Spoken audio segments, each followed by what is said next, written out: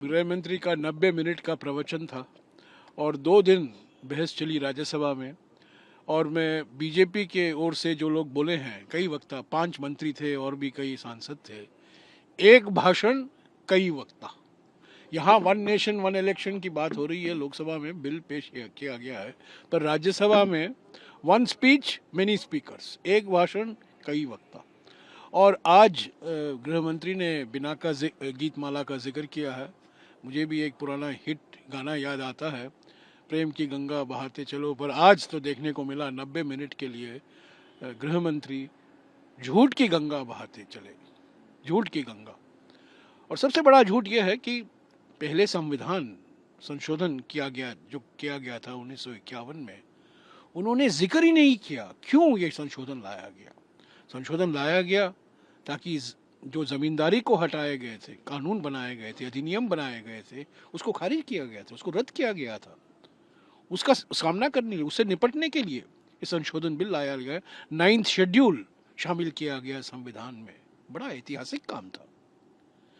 दूसरा कारण आज आप देखिए, धारा 15(4) जो अनुसूचित जाति और ओबीसी वर्गों के लिए आरक्षण सुरक्षित रखता है।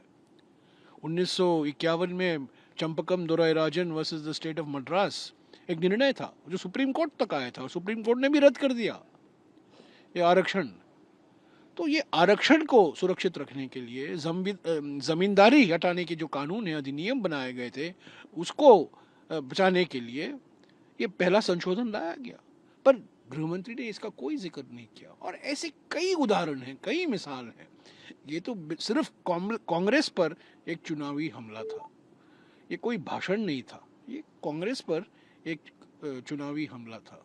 ऐसा लगता था कि अभी दिल्ली के चुनाव और बिहार के चुनाव और अगले चुनाव के लिए अभी से ही तैयारी शुरू हो रही है।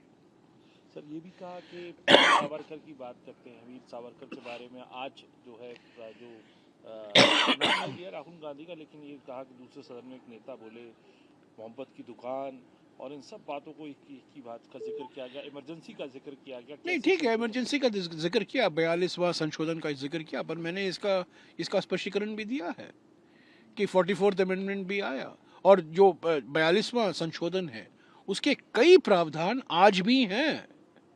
आज जो मूल कर्तव्य हैं, फंडामेंटल ड्यूटी, प्रधानमंत्री कर्तव्य की बात करते हैं, राजपथ को कर्तव्य पथ नाम दिया है और आज उसका श्रेय गृहमंत्री ने लिया।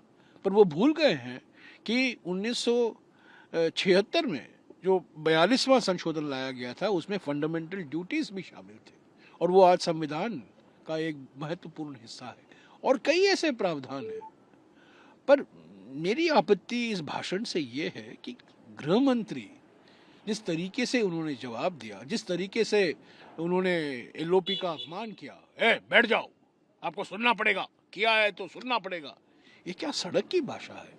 ये सदन की भाषा नहीं, ये सड़क की भाषा है।